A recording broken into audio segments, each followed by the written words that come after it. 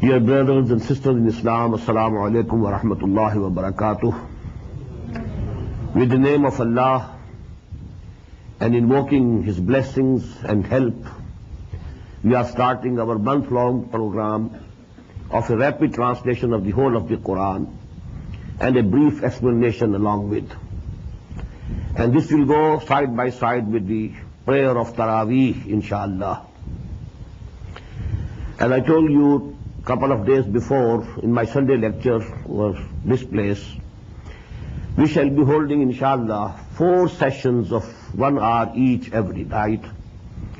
For today, the first hour I'm taking, I'll try in half an hour to finish with some introduction, some basic and fundamental facts and figures about Quran Hakim, and then about half an hour for Suratul Fatiha. And then in the second hour, inshallah, we shall start with Suratul Baqarah. About Quran, first of all, we all believe that Quran is the word of Allah. Al-Quranu Kalamullah. It's the speech of Allah, word of Allah. And it is protected and preserved. Its protection and preservation is guaranteed by Allah Himself. Number 2, the real and original Quran is with Allah. What we have in our hands is, so to say, the attested copy of that real Quran. That real Quran is in Lawh Mahfuz.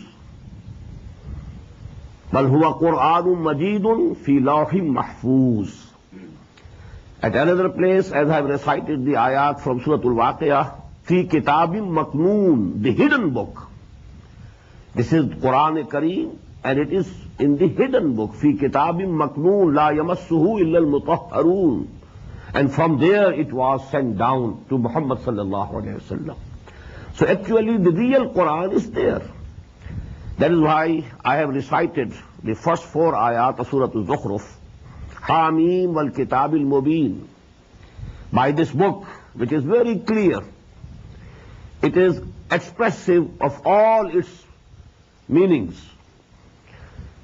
Inna ja'alnahu Qur'anan Arabiyyan la'allakum ta'qilun. And we have made it a Quran in Arabic language so that you can understand. And here actually the addressees are the Arabs, who were the first addressees of Quran. I'll discuss this point later on, inshallah. وَإِنَّهُ فِي أُمِّ الْكِتَابِ لَدَيْنَا لَعَلِيٌّ حَكِيمٌ. And this Quran is in the mother of the books, Kitab, the real mother book, لَدَيْنَا, it is with us, Al-Aliyyul Hakim, and this book is exalted and full of wisdom. So the real Quran is with Allah subhanahu wa ta'ala. Fi Lawhim Mahfuz, Fi Kitabim Maknoon, Fi Ummil Kitab Ladayna. And these are actually the attested copies of the Quran that is in Lawh Mahfuz. From there it was sent down. And this coming down of the Quran was in 2 stages. Number 1, in one night, round about the year 610 of the Christian era, one night of the month of Ramadan, that is Laylatul Qadr, the whole of the Quran, from the Lawh Mahfuz and from the Kitab, as I have told you, it was sent down to the first heaven. Actually the lowest heaven from the divine side, but from our side it's the first heaven. The whole of this Quran was sent in that night, Laylatul Qadr. Inna anzalnahu fi Laylatul Qadr. Wama adraka ma Laylatul Qadr. Laylatul Qadr khayrun min alfi shahr. Tanazzalul malaikatu war ruhu fiha bi'izni rabbihim min kulli amr. Salamun hiya hatta matla'il fajr. And this Laylatul Qadr was in the month of Ramadan.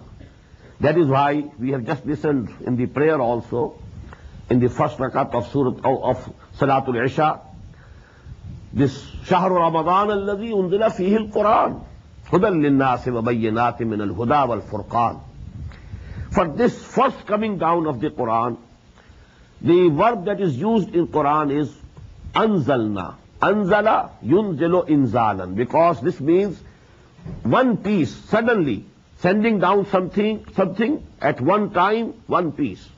So the whole of the Quran was sent down from that Lawh Mahfuz, from that Kitabum Maknoon, from that Ummul Kitab to the first heaven. Now that is second stage was that from there it was sent down to the heart of Muhammad sallallahu alaihi wasallam through Archangel Jibreel alayhi salatu wassalam. And it was bit by bit, ayah by ayah, surah by surah. And it took 22 long years in the complete revelation of the Quran to Muhammad sallallahu alayhi wasallam. And who was Muhammad sallallahu alayhi wasallam? We all believe he was the last prophet of Allah subhanahu wa ta'ala. But here I want to mention, he was from the progeny of Ibrahim alayhi salatu wassalam through Ismail alayhi salatu wassalam. And you know his tribe Quraysh, that belonged to the progeny of Ibrahim and Ismail alayhi salatu wassalam. And they were settled, being Ummul Qura, that is Makkah al-Mukarramah. So there actually, that is the place where Muhammad sallallahu alaihi wasallam was born in the year 571 of Christian era. And when he was round about 40 years, this revelation started to him in Ghar-e Hira, in the cave of Hira. And that was the year 610, as far as we can assess and we can know. Now during these 22 years of the revelation of Quran, for about 12 years Muhammad sallallahu alayhi wasallam stayed at Makkah. So the amount of Quran that was revealed during this period is called the Makki Quran, the surahs, Makki surahs, and it is round about 2/3 of the whole of the Quran. Then he migrated in the year 624, 622 to Medina Munawwara, and from thence till his death in 632, that is 10 years he stayed at Medina. But during these 10 years, he was making journeys for battles also. For Battle of Badr. Then he had to go even to Tabuk, that is near the border of Syria. He had to go to different parts of the Arabian desert. So actually during this whole period of 10 years, the surahs and ayat of Quran which were revealed to him, sallallahu alayhi wasallam, they are called the Madani surahs. Although all of them were not revealed at Medina properly. Some of them were revealed in different places where he was on journey. But all that part of the Quran which was revealed during 10 years after Hijrah until his death, this is called the Madani surahs or the Madani Quran. Now this division between Madani and Makki surahs of Quran is nearly agreed upon. About most of the surahs it is agreed upon whether it is Makki or Madani. But there are slight differences of opinion about a few surahs and then about a certain ayat also. There are examples that some ayat were revealed at Makkah, but they are included in the Madani surahs. Or some ayat were revealed at Medina, but they are included in the Makki surahs. But as I told you, by and large, it is agreed upon between all the Muslims and scholars that this is a Makki surah and this is a Madani surah. An example of an important exception is Suratul Hajj. According to some people, it is Makki. According to others, it is Madani. And as far as I have been able to understand, part of it is Madani, part of it is Makki. And some ayat, I found it later on, that it was the opinion of Hazrat Abdullah ibn Abbas radiyallahu ta'ala anhuma, that some ayat were revealed during the journey that Muhammad sallallahu alaihi wasallam undertook during his hijrah, when he was going from Makkah to Medina. During this period, those ayat were revealed. So this surah, so to say we can call, it is somewhere between Madani and Makki, Suratul Hajj. About the rest of the surahs, as I told you, nearly there is consensus, there is agreement of opinion about whether they are Makkis or Madanis. Now fifth point is, who were the addressees of the Quran? Whom Quran addressed? I want to divide this into two parts. The first and foremost addressees of the Quran, They were the pagan Arabs, who were the progeny of Ibrahim and Ismail alayhi salatu wassalam. And Quran gives them the title of Ummiyeen, because they didn't have any book. There was no prophet sent to this progeny of Ibrahim after Ismail alayhi salatu wassalam. So these people, you know, they were unlettered one. They had no education, they had no book, no law, no traditions. So they were called Ummiyeen. هو الذي بعث في الأميين رسولا منهم يتلو عليهم آياته ويزكيهم ويعلمهم الكتاب والحكمة. But secondly, the addressees of the Quran were the Jews and the Christians. So to say, they were the former Muslim Ummah. They were the Ummah of Hazrat Musa alayhi salatu wasalam. They were people of the book. All of them believed in Torah. And the Jews, you know, although they didn't believe in Injil, but they did believe in Torah, in the Old Testament, and all the scriptures of the prophets. So actually they are called Ahlul Kitab, people of the book, and they have been addressed to in the Quran directly, and they were also the direct addressees of the Quran, because many Jews were there in the Arabian Peninsula, and then you know Christians were also present in the Arabian Peninsula. To these people, Quran addresses primarily. But secondarily, whole of humanity is the addressee of the Quran. All the people, all human beings who were present in this world at the time of Muhammad sallallahu alaihi wasallam, Quran addressed them also, Ya ayyuhan nas, O people at large, O Ya bani Adam, O progeny of Adam. So actually the whole of humanity was being addressed. And not only those people who were present at the time of the advent of Muhammad sallallahu alaihi wasallam, but also all human beings who had to come to this world till the end of this world, till the doomsday. But they are being addressed, and they are the addressees. We may say they are by proxy. To them this message has to be given and communicated by the Ummah of Muhammad sallallahu alaihi wasallam. But the direct, you know, approach of Muhammad sallallahu alaihi wasallam, he addressed directly himself the pagan Arabs of the Arabian Peninsula and the Jews and the Christians of his time. The rest of the humanity, actually this mission was entrusted to the Ummah of the Muslim, of Muhammad sallallahu alaihi wasallam, that now it's the own duty to preach and convey and communicate this message of Allah subhanahu wa ta'ala to each and every human being till the end of this world. Therefore, the most important point which I want to make is that when we ponder over Quran and we try to understand it, we should have two levels of understanding of each and every ayah. First of all, we have to keep the ayat or the surahs in the context, the historical context, when they were revealed, to whom they were revealed, who were the first addressees of the Quran, to whom Quran was talking primarily, what were their ideas, what were their beliefs, what were their customs, what were their rituals. Everything has to be in the context, geo-historical context. That we call, in the term of the exegesis of the Quran, ta'wilul khas, with the special, perspective of the time when they were revealed, people who were being directly addressed. If we place the ayah or the surah in that context, and then we try to understand what was the meaning of this ayah or surah, which the people understood at that time, at that particular moment in history.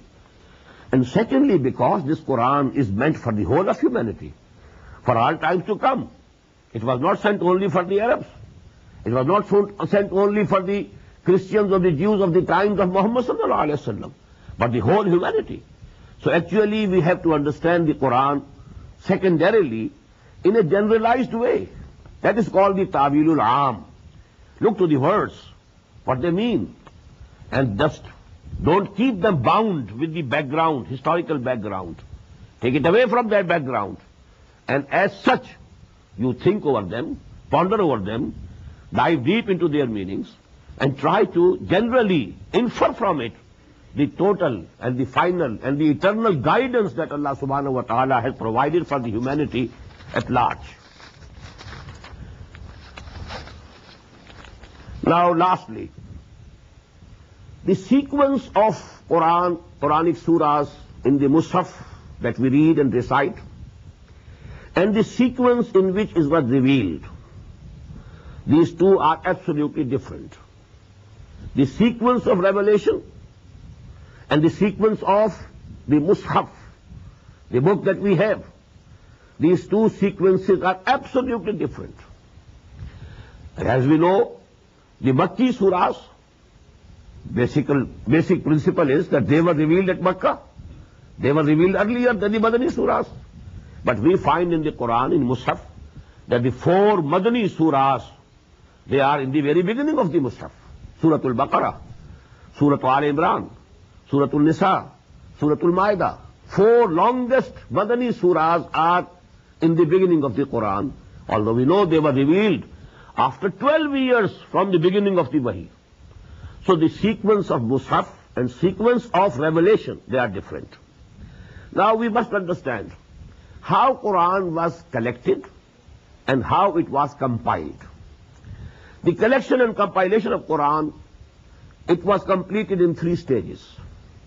First of all, the Quran was compiled in a sequence during the lifetime of Muhammad sallallahu alaihi wasallam, through the divine guidance of Hazrat Jibreel alayhi salatu wasalam. Whenever the ayat were revealed, the Prophet said to the people who were writing these ayat, there were certain people, certain companions, who were assigned the duty of writing them, Katibin-e-Wahi, we call them, who used to write those ayat, that put these ayat after such and such ayat of this surah. The sequence was going on as they were revealed, not in the sequence of revelation, but in the sequence of this Mus'haf that we have today with us. And this compilation of the Quran was completed in the lifetime of Muhammad sallallahu alaihi wasallam. Some people have cast some doubt about it, but actually it's agreed upon. It's absolutely proven fact that the compilation of the Quran was complete during the lifetime of Muhammad sallallahu alaihi wasallam, and it was done by him. But it was only in the hearts of the people.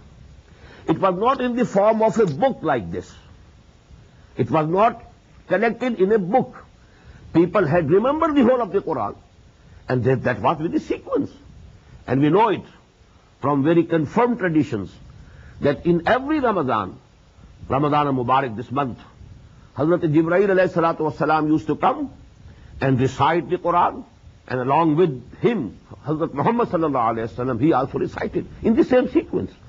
So as Quran was being revealed, the sequence was also being fixed side by side. And in the last Ramadan of the life of Muhammad sallallahu alayhi wasallam, the whole recitation of the whole of the Quran was completed twice. So that sequence of the surahs and ayat was completed, and compilation was completed in the lifetime of Muhammad sallallahu alaihi wasallam, although there was no book form of this Quran in the days of Muhammad sallallahu alaihi wasallam. But it was collected in the form of a book within 2 or 3 years after the death of Muhammad sallallahu alaihi wasallam. Because we know it. It was done during the caliphate of Hazrat Abu Bakr radiyallahu ta'ala anhu. And his period of caliphate is only 2 years and a few months. So within this period, this was collected in Mus'haf also, in a book form also. And then thirdly, during the time of the caliphate of Hazrat Usman radiyallahu ta'ala anhu, it was written down in a particular script. And that script we have now, this is called Rasm-e Usmani. This script was decided by Hazrat Usman radiyallahu ta'ala anhu. But only script. Agreed upon script was also prepared, and this was also within a quarter of a century of the death of Muhammad sallallahu alaihi wasallam.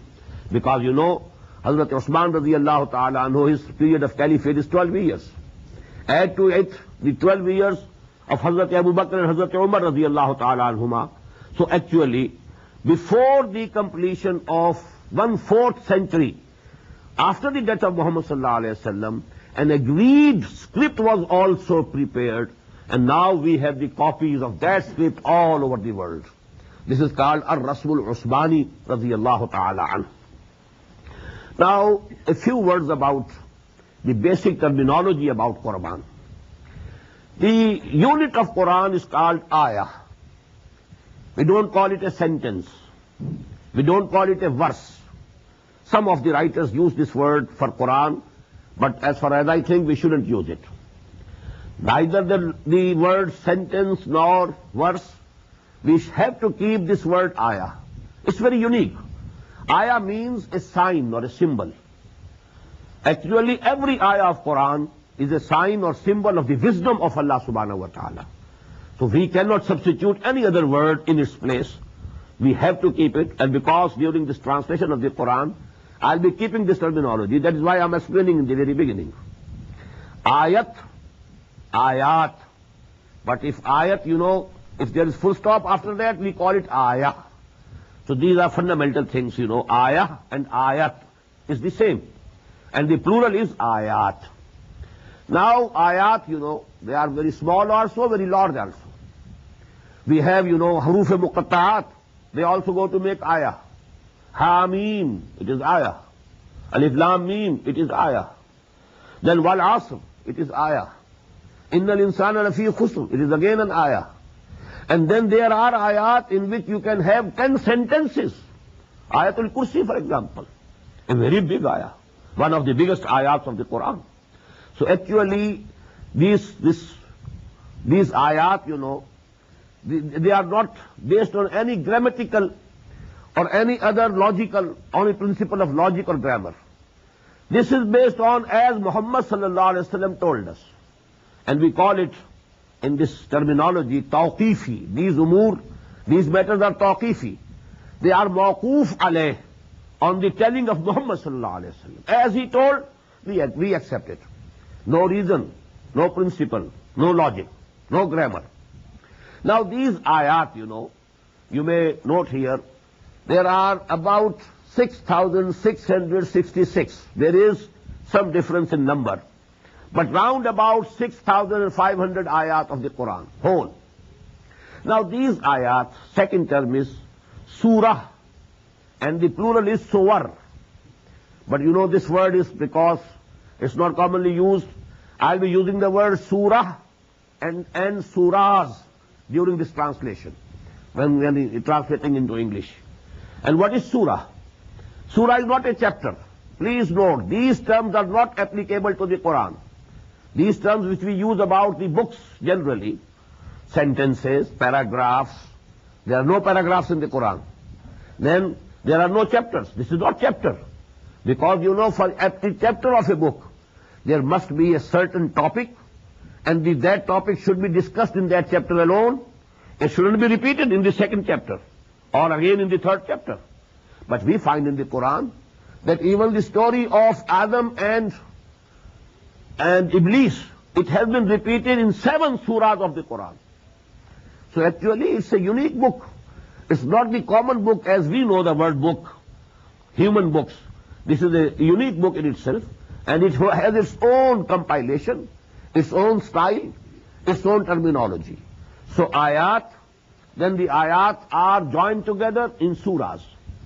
There are 114 surahs of the Quran. And these surahs, are very small also. 3 surahs are there who have only 3 ayat each. وَالْعَصْرِ إِنَّ الْإِنسَانَ لَفِي خُسْرٍ إِلَّا الَّذِينَ آمَنُوا وَعَمِلُوا الصَّالِحَاتِ وَتَوَاصَوْا بِالْحَقِّ وَتَوَاصَوْا بِالصَّبْرِ. Surah is complete. In the same way, إِنَّا أَعْطَيْنَاكَ الْكَوْثَرَ فَصَلِّ لِرَبِّكَ وَانْحَرْ إِنَّ شَانِئَكَ هُوَ الْأَبْتَرُ. Surah is complete. And on the other hand, we find Surah Al-Baqarah, 286 ayat. And among these 286 ayat, there are certain ayat which are so long that Ayatul Kursi is at least 3 times bigger than Surah Al-Asr.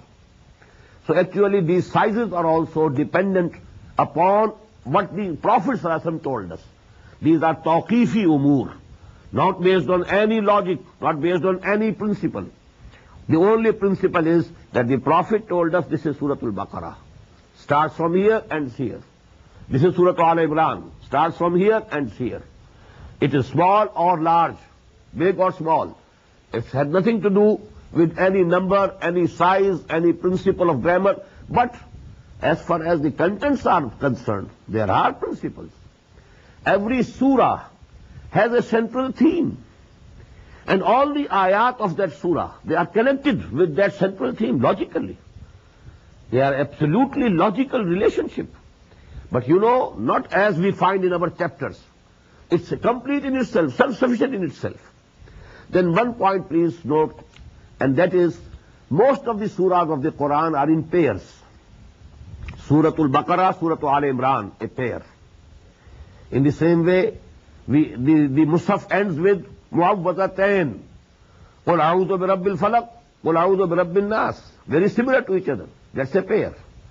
In the same way, وَالضُّحَى وَاللَّيْلِ إِذَا سَجَى أَلَمْ نَشْرَحْ لَكَ صَدْرَكَ.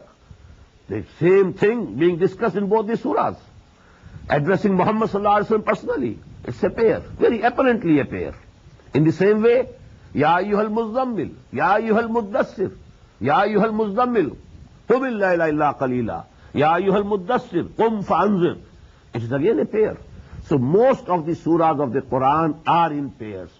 Although there are surahs which are not in pairs, they are unique, they are munfarid. And most of such surahs are very important. But actually this, we shall be referring to these things during our translation. That is why I want to acquaint you with this basic terminology. Now these surahs, the big surahs have been divided into rukus. This division was not present at the time of the Prophet or during the days of the Sahaba. It was done later on during the Umayyad period, and by a person which is not liked by many, and that is Hajjaj ibn Yusuf. He is the person who divided Quran, the bigger surahs of the Quran, into rukus. Why? Because you know you can't recite the whole of Surah Al-Baqarah in one rakat in the prayer. So there must be portions. So you can recite them in your prayers. So for that purpose, one ruku for every rakat. The root is the same. Raka'ah, ruku, rakat, and ruku. All these things what are? One rakat, you can recite one ruku. So that one subject is discussed in one ruku. So this was done later on, but it was not present in the days of the Prophet or of the companions, radiyallahu ta'ala anhu. In the same way, then the whole of the Quran was divided into 30 parts, which we call paras, and parts in Quran. This division also was done later on, and we don't know when it was done. But it definitely was not present in the days of the Prophet sallallahu alaihi wasallam or of the companions. This was to facilitate the Muslims, so that every Muslim can read and recite one para, one part of the Quran every day, so that each month he completes one recitation of the whole of the Quran. But these two words, these two terms, rukus and paras or parts, they were introduced later on. They were not present during the days of the Prophet sallallahu alaihi wasallam or of the companions radiyallahu ta'ala anhum ajma'in. But then, you know, another word which we find in ahadith, that is hizb. The surahs of the Quran, they were grouped in such a way that Quran was divided or divisible into 7 nearly equal parts, not exactly equal. Some hizb is more than 5 paras. First hizb is more than 5 paras. Some is less, because you know, if you divide 30 parts and you divide into 7, you know, so what will come? About 4.5 in each. But we have, somewhere it is 4.25, somewhere it is about 4, somewhere it is more than 5, as I've told you. But the beauty is, and this word was present during the time of the Prophet sallallahu alaihi wasallam, hizb, because people who had more love for Quran, they used to complete the recitation of the Quran in every week. So they had to divide Quran in 7 parts, so that they can complete the recitation of the Quran in 1 week, 7 days. So we find the beauty is that the surahs are complete. They are not broken in this division into ahzab or manzil, as we call it in Urdu generally, manzil. And the ahzab, this is the Arabic word mostly used. We have 3 surahs in the first. If you leave alone Suratul Fatiha, which is the preface of the whole of the Quran, then 3 surahs. Suratul Baqarah, Surah Al Imran, Suratul Nisa. one manzil, one hizb. Then 5 in the next, 7 in the next, 9 in the next, 11 in the next, and 13 in the next, and then 65 surahs in the 7th hizb. That is also a multiple of 13. 13 into 5 makes 65. So actually there's a beauty, numerical beauty, as well as, a gradual increase, 3, 5, 7, 9, 11, 13, and then 65. So this was also present, this division of the Quran into 7 ahzab, or 7 manazil, during the days of the Prophet ﷺ. Lastly, there is another grouping of these surahs. And incidentally, this is also in 7 groups. These 7 groups are groups of Makki and Madani surahs. We find in the Quran 1 or 2 Makki surahs, then 1 or more Madani surahs. It becomes one group. Then 2 or 3 or 1 or 2 Makki surahs, then some Madani surahs, second group. Then Makki, then Madani, third group. Again Makki, again Madani, fourth group. Again Makki, again Madani, and so on. These are also 7 groups. We find in the first group, Surah Al-Fatiha is the only surah which is Makki. Only one. Then 4 longest Madani surahs, Surah Al-Baqarah, Surah Al-Imran, Surah Al-Nisa, Surah Al-Ma'idah, and this goes to make the first group. This is not first manzil, first group of Makki Madani surahs. Then we have 2 surahs which are Makki, Surah Al-An'am, Surah Al-Araf. Again 2 surahs which are Madani, Surah Al-Anfal, Surah Al-Tawbah. This is the second group. Then in the third group, we have 14 surahs which are Makki, starting from Surah Al-Yunus, ending with Surah Al-Mu'minun, and only 1 surah which is Madani, and that is Surah Al-Nur. Then 8 surahs which are Makki, again 1 surah which is Madani, Surah Al-Ahzab, so on. Then again 13 surahs which are Makki, and then 3 surahs, Surah Muhammad sallallahu alayhi wasallam, Surah Al-Fath, Surah Al-Hujurat, these are the Madani surahs. Then from Surah Al-Qaf till Surah Al-Waqi'ah, they are the Makki surahs. From Surah Al-Hadid to Surah Al-Tahrim, these are the Madani's 10 surahs, and this is the 6th group. And finally, it's nearly whole of it is Makki surahs, from Surah Al-Mulk to Surah Al-Ikhlas. Only the last 2 Mu'awwazatain, they are the Madani surahs. So these are also, and they are very meaningful. Every group has a central idea, central theme. And the aspects, one aspect of that subject is discussed in the Makki surahs.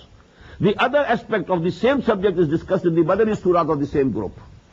So this is the basic terminology, because it will be repeated time and time again during my translation of the Quran. And when I want to explain what, is the meanings of those ayat and surahs, so this terminology is going to be repeated. That is why I wanted to acquaint you with the basic terminology before we start it. And now we start with Surah Al-Fatiha. أعوذ بالله من الشيطان الرجيم بسم الله الرحمن الرحيم الحمد لله رب العالمين الرحمن الرحيم مالك يوم الدين إياك نعبد وإياك نستعين اهدنا الصراط المستقيم صراط الذين أنعمت عليهم غير المغضوب عليهم ولا الضالين آمين. This surah, the first point that should be noted is, this is the first complete surah revealed to Muhammad sallallahu alayhi wa sallam. Before this surah, there were isolated ayat which were revealed. No complete surah was revealed to Muhammad before Surah Al-Fatiha. 5 ayat in the beginning of Surah Al-Alaq. اقرأ باسم ربك الذي خلق خلق الإنسان من علق اقرأ وربك الأكرم الذي علم بالقلم علم الإنسان ما لم يعلم. First revelation. Second, the first 7 ayat of Surah Al-Noon or Surah Al-Qalam. That is the second surah of 29th part. First 7 ayat. Third, the beginning of Surah Al-Muzammil. Fourth, the first 7 ayat again of Surah Al-Muddassir. And as far as I think, And as far as many scholars have the opinion, fifth revelation was Surah Al-Fatiha. And it was the first surah which was revealed to Muhammad sallallahu alaihi wasallam complete. It consists of 7 ayat. This number is agreed, although there is a difference in counting. Some people include Surah Ayatul Bismillah in this counting. Bismillahir Rahmanir Rahim, ayah number 1. Alhamdulillahi Rabbil Alameen, ayah number 2. And you know they count the last, Ghairil Siratal Lazina Anamta Alayhim, Ghairil Maghdubi Alayhim Waladhdallin as 1 ayah. So the total comes to 7. But in the second opinion, and this is the opinion of Imam Abu Hanifa, rahimahullah, and I also agree with this second opinion. I will let you know the reason of that later on. Ayatul Bismillah is not included in Surah Al-Fatiha. This is the opinion of Imam Abu Hanifa, rahimahullah. This is actually a sign that a surah is beginning. And this is placed between all the surahs of the Quran, except one, you know, Surah At-Tawbah. It has no ayat Bismillah in the beginning or before it. Rest 113 surahs of the Quran, before those surahs, this ayah has been written. It's only a sign that the next surah is beginning and the preceding has ended here. That's all. And this is not included, and most of the people don't count it every time. Anyhow, Bismillahir Rahmanir Rahim is not the ayah of Surah Al-Fatiha. Surah Al-Fatiha starts with Alhamdulillahi Rabbil Alameen, Ar-Rahmanir Rahim, second ayah, Maliki Yawmiddin, third ayah, Iyaka na'budu wa iyaka nasta'in, fourth ayah, Ihdina as-Sirat al-Mustaqim, fifth ayah, Sirat al-Lazina anamta alayhim, separately, ayah number 6, Ghairil Maghdubi alayhim waladhdallin, separately, ayah number 7. This is the second mode of counting. Please note that 7, this is agreed upon, that Surah Al-Fatiha consists of 7 ayat, but the mode of counting is different. Thirdly, this surah has many names, and it was the custom, you know, with the Arab people. The thing which they liked more, they gave it more names. This surah, because this is a very important surah of the Quran, very basic surah, it has, you know, more than 50 names have been enumerated by Jalaluddin As-Suyuti rahimahullah in his very famous book Al-Itqan fi Ulum al-Quran. But the most important are Al-Fatiha. Why? Fataha yaftahu means to open something. Miftah means the key, to open the lock. Fataha yaftahu, to open something. Al-Fatiha, the opening surah of the Quran. So this is actually the name which is most commonly known and commonly used. And this is very meaningful because with this Quran begins as if it is opening the Quran. The opening surah of the Quran, Al-Fatiha. But you know, Ummul Quran, Asasul Quran, there are so many names. Al-Kafiya, Ash-Shafiya. There are, as I've told you, 50 names have been enumerated by Jalaluddin As-Suyuti rahimahullah.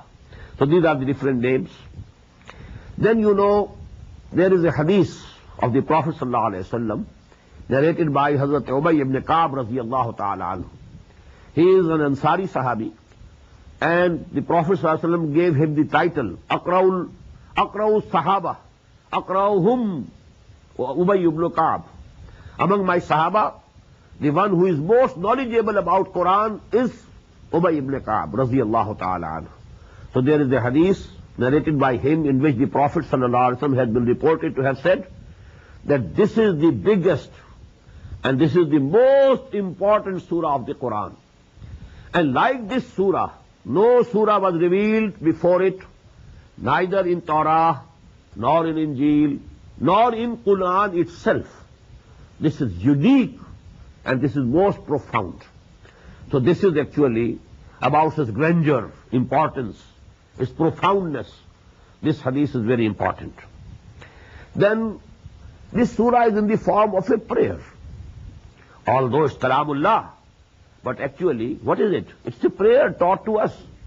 We address Allah subhanahu wa ta'ala according to this surah. Alhamdulillah Rabbil Alameen. We are praising Allah subhanahu wa ta'ala. Ar-Rahman Ar-Rahim, Maliki Yawmiddin. Iyaka na'budu wa iyaka nasta'in. Only thee we shall obey and serve. And only thee we ask for help. So actually we are addressing Allah subhanahu wa ta'ala according to this surah. But Allah subhanahu wa ta'ala has taught us this dua, this prayer. And that is why this is the real prayer. This is the real salah. That is why the Prophet said, La salata liman lam yaqra bis surat al-Fatiha, bi Fatihatil Kitab. Whosoever doesn't recite this Surah Al-Fatiha in his prayer, he has no prayers at all. He has not prayed at all. So actually this is an integral part of our prayer. That is why we repeat it in every rak'ah. The full surah is repeated in every rak'ah. So actually, what is the style of this surah? Allah subhanahu wa ta'ala in this surah has actually represented the position of a human being whose nature is non-polluted, unpolluted, unperverted, and who has the faculty of right thinking. He can reach by his own thinking and ponderance and meditation, he can reach the conclusion that there is a creator of this universe, and he is Rahman and Rahim. And secondly, that we shall have to return to him for the rewards of our actions, or punishments of our misdeeds. These things, they are so much simple and so much known, absolutely known and apparent to the human nature, that every human being who thinks in a right way, in a straight line, who has the faculty of reasoning in a straight line, who can use his logic in a very straight manner, and number two, his nature is unpolluted, unperverted, he will reach these conclusions. There is some creator. That creator is most benevolent, most compassionate, most merciful. Then he has created us, and he has produced in us a moral law, a moral sense. We know by our nature something is wrong, something is right, something is good, something is bad.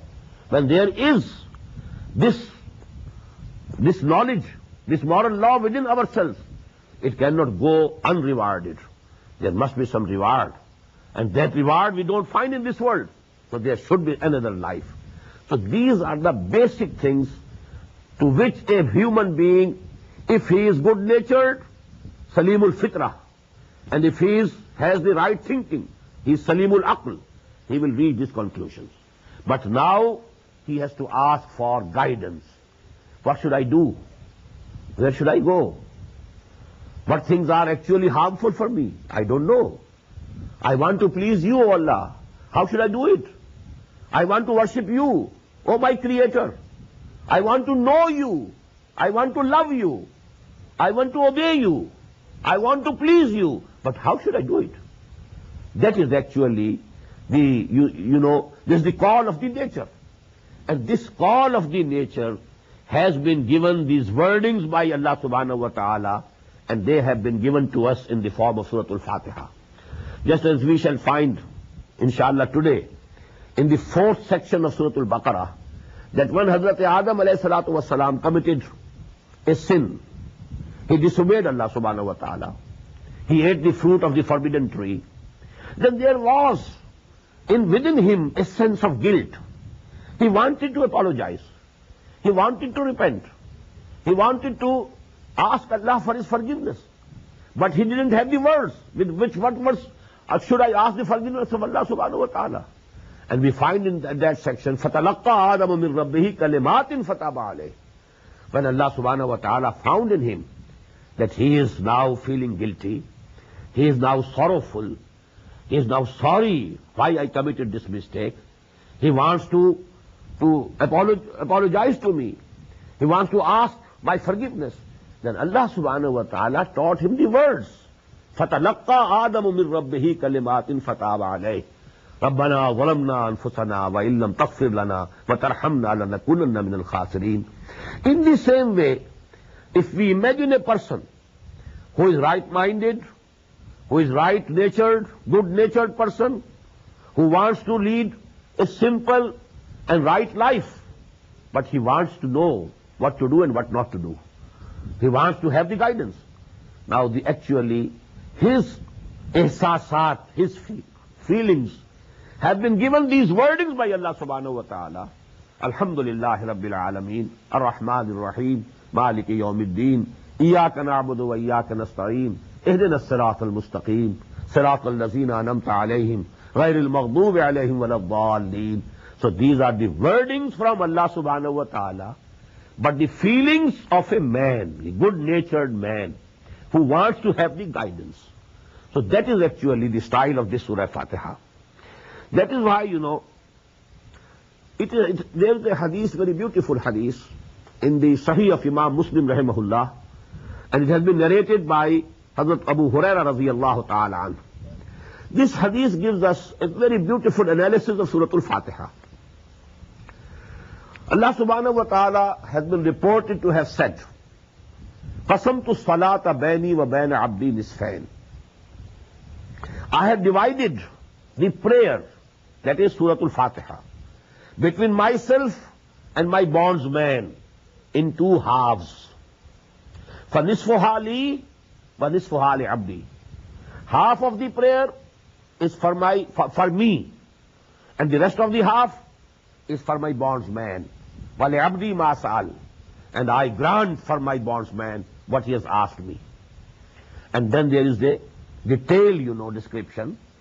When a person says, إِذَا قَالَ الْعَبْدُ الْحَمْدُ لِلَّهِ رَبِّ الْعَالَمِينَ يَقُولُ اللَّهُ تَعَالَى حَمِدَنِي عَبْدِي. When we say, but if we say it from the depths of our hearts, not only repeating the words only, parrot-like, but the actual, our feelings, when we say Alhamdulillah Rabbil Alameen, simultaneously Allah says, Hamidani Abdi, my bondsman has praised me. وَإِذَا قَالَ الْعَبْدُ. And when the bondsman says, Ar-Rahman Ar-Rahim, Ar-Rahman Ar-Rahim, Allah says, يَقُولُ اللَّهُ تَعَالَى إِسْمَعْ عَلَيَّ عَبْدِي. My bondsman has spoken high of me. Then when the bondsman says, Maliki Yawmiddin, Yaqulullahu Ta'ala, Majjadani Abdi, Allah says, my bondsman has glorified me. Now these three ayat are absolutely for Allah subhanahu wa ta'ala. In the praise of Allah, Alhamdulillah Rabbil Alameen, all praise be for Allah, who is the master and the creator and the sustainer of all the worlds. Ar-Rahman Ar-Rahim, He is benevolent, compassionate, merciful. Maliki Yawmiddin, and He is the sole authority on the day of judgment, on the day of reward. He is the sole authority. He is the master of the day of judgment. Now this is actually three ayat. They are all for Allah subhanahu wa ta'ala, praising Allah. Now the fourth ayah, this is actually a bond, a covenant between Allah and the bondsman. Iyaka na'budu wa iyaka nasta'een.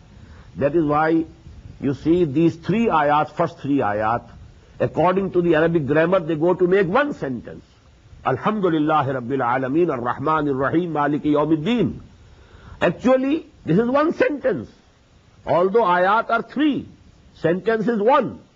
But in the fourth ayah, Iyaka na'bud, it's a complete sentence. Wa iyaka nasta'een, another complete sentence. It is comprised of two sentences. O Allah, only Thee we worship, only Thee we serve, only Thee we obey. And we shall translate it into future tense also. Because in Arabic, fi'l mudara, it includes present and future tenses both. Only Thee we worship, and only Thee we shall continue to worship. Only Thee we serve, and only Thee we will continue to serve. Only Thee we obey, and only Thee we will continue to obey. And in the same manner, وَإِيَّاكَ نَسْتَعِينَ, and only Thee we ask for help, and only Thee we shall ask for help. We shall not ask help. We shall not invoke any other person, any other body. We shall ask help from You and You alone. وَإِيَّاكَ نَسْتَعِينَ. Now this is something in between the two. First three ayat for Allah subhanahu wa ta'ala. This is when the bondsman says, according to this hadith, إِيَّاكَ نَعْبُدُ وَإِيَّاكَ نَسْتَعِينَ, Allah subhanahu wa ta'ala says, Haza ma baina abdi, haza ma baini wa baina abdi, wali abdi ma sal. This is between me and my bondsman. And I have granted for my bondsman what he has asked. What we have asked, Iyaka nasta'in. We want your help. He wants my help, I grant him my help. And then now the last three ayat, and that is why I told you I agree with the opinion of Imam Abu Hanifa, that these ayat are three, not two. Ihdina as-sirat al-mustaqim. Guide us on the right path. Sirat al-lazina anamta alayh. Sentence is one. These three ayat also go to make one sentence. Ihdina as-sirat al-mustaqim, sirat al-lazina anamta alayhim, ghayril maghdubi alayhim waladdallin. According to the rules of Arabic grammar, they go to comprise only one sentence.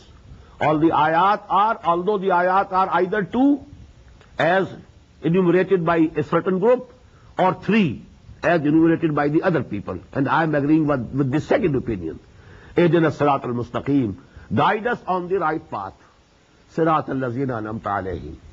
Path of those whom you blessed. Ghayril maghdubi alayhim waladdallin. Who were not, who didn't have your wrath and your punishment, and who didn't go astray. So actually this is explaining the same thing. Ihdina as-sirat al-mustaqim, sirat al-lazina anamta alayhim, ghayril maghdubi alayhim waladdallin. And that hadith Qudsi says, when the abd says this, the bondsman says these words, Ihdina as-sirat al-mustaqim, sirat al-lazina anamta alayhim, ghayril maghdubi alayhim waladdallin, then Allah says, Haza li abdi wa li abdi ma sal. This is for my bondsman, and I grant to my bondsman what he has asked for. So actually, I had, made a diagram of a balance. A balance has, that, what should we call it, a stick, and then, the two sides, and we have three ayat on one side, Alhamdulillahi Rabbil Alameen, Ar-Rahman Ar-Rahim, Malik Yawmiddin, and then they are attached to that central beam, and with the Iyaka Na'bud. Wa is in the between, where you hold the balance. That is Waw.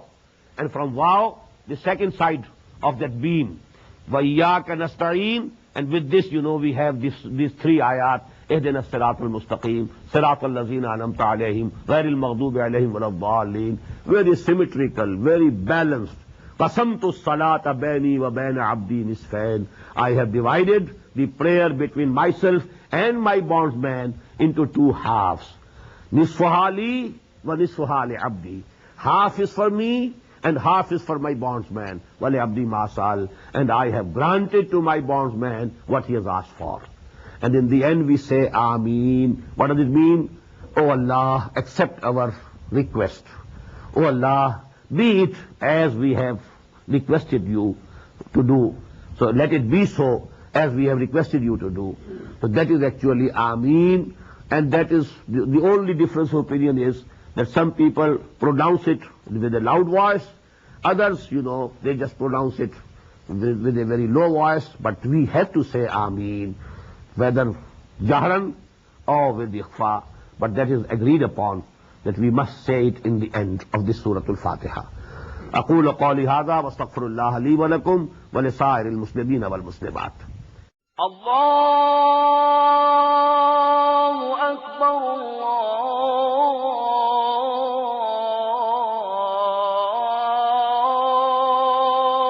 أكبر. The Islamic Organization of North America, IONA, is an organization dedicated to reviving the Quran into the hearts of Muslims while bringing its message to non-Muslims. The obligations of a Muslim as ordained by the Quran and Sunnah can be understood as having four levels. 1.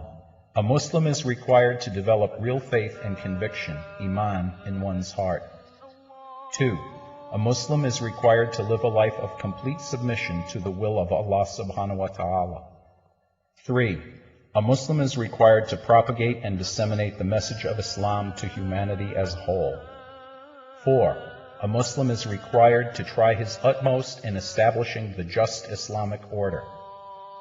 The first and foremost objective of establishing IONA is to assist the Muslims in North America to uphold and implement these obligations, first on themselves, their families, inform their friends, and then to invite the non-Muslims to Islam. The ultimate goal is to seek Allah's pleasure and salvation in the hereafter. For more information about Iona, please visit us at www.tanzeem.us. You may also email us at info@tanzeem.us or call our toll-free number 866-779-IONA. Join us. Together we can make a difference.